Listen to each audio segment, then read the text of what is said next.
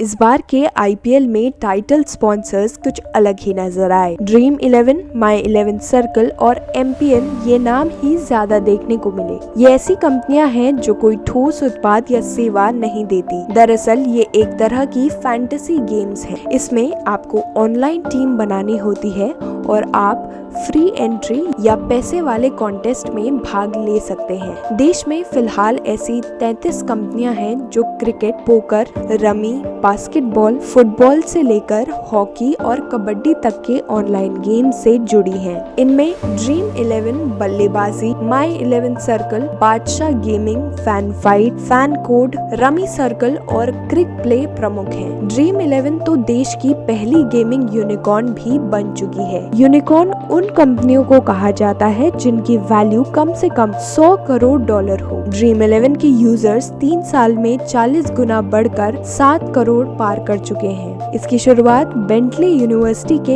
Alumni भावित सेठ और Pennsylvania for Colombia university के एलुमनाई हर्ष जैन ने की थी। इस कंपनी ने भारतीय क्रिकेट कंट्रोल बोर्ड यानी बीसीसीआई को इस बार के आईपीएल में टाइटल स्पॉन्सरशिप लेने के लिए 222 करोड़ रुपए का भुगतान किया। फैंटेसी गेम्स की लोकप्रियता का अंदाजा इस बात से लगा सकते हैं कि शिक्षा उद्योग से जुड़े बड़े बड़े नाम को पीछे छोड़कर इस बार आईपीएल में ज्यादातर स्पॉन्सरशिप फैंटेसी गेम से जुड़ी कंपनियों के ही पल्ले में थी।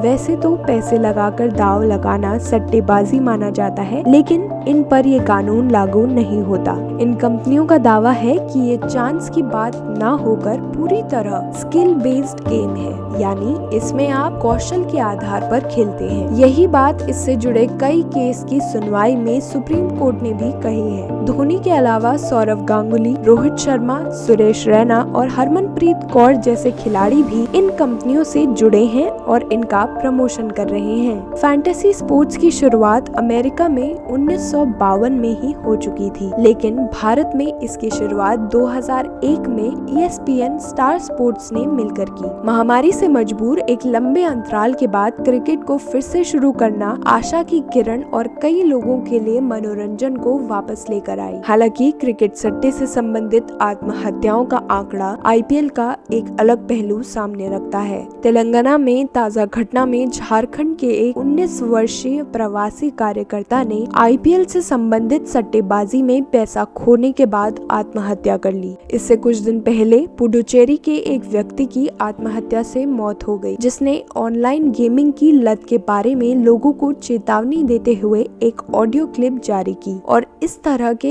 ऐप पर प्रतिबंध लगाने का अनुरोध किया। उपलब्ध रिपोर्टों से पता चलता है कि ऑनलाइन गेमिंग और सट्टेबाजी के कारण आत्महत्या करने वाले लोगों में छात्र, प्रवासी मजदूर और व्यापारी शामिल हैं और अक्सर इनकी आयु 19 से 25 के बीच होती है। हालांकि 6 राज्यों में फैंटेसी क्रिकेट प्लेटफॉर्मों को प्रतिबंधित किया गया है। इसी सूची में हाल ही में जुड़ने वाला राज्य आंध्र प्रदेश भी है।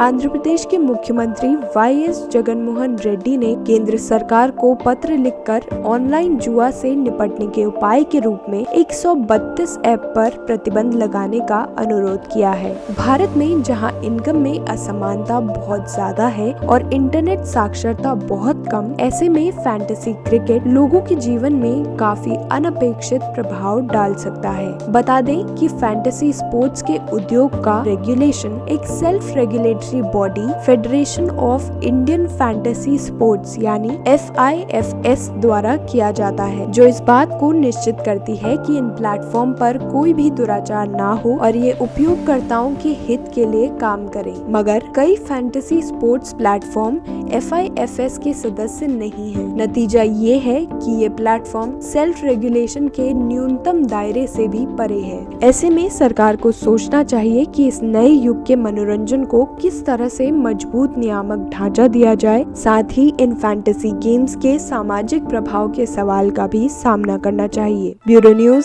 समाचार संदेश।